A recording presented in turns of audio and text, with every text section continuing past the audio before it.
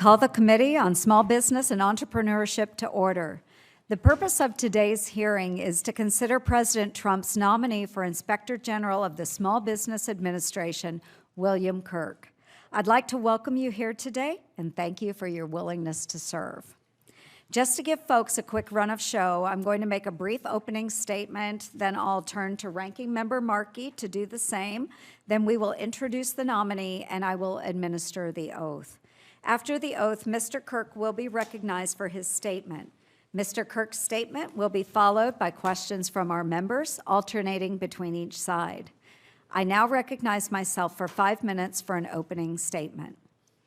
Again, welcome to the committee, and thank you, Mr. Kirk, for your willingness to serve in this role.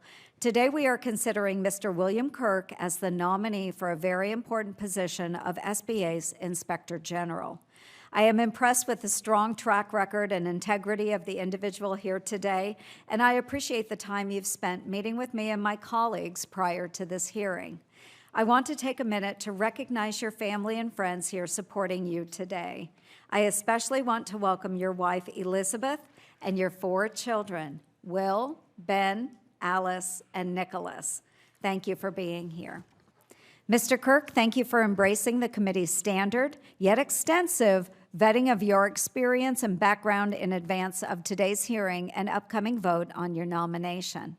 The role of Inspector General is critical and unique, requiring complete independence and impartiality to ensure effective oversight and accountability at the agency.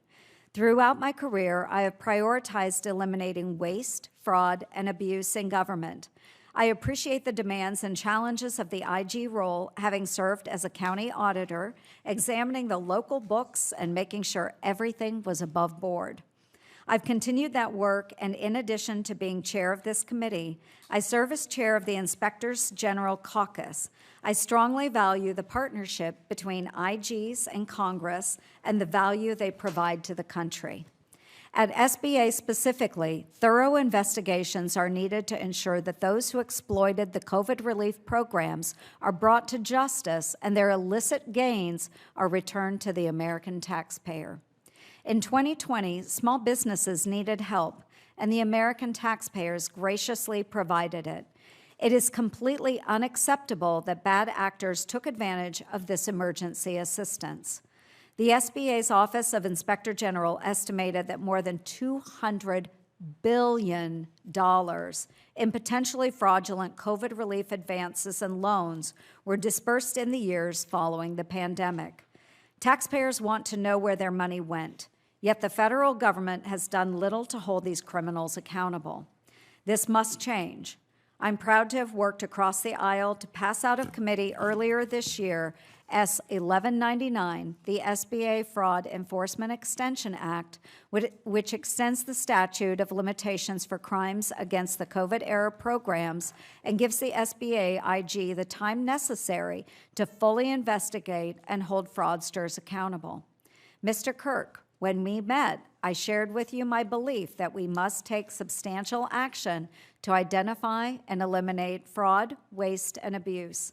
I look forward to working with you to recover these funds. I especially appreciate that today's nominee for Inspector General brings firsthand experience to the IG role.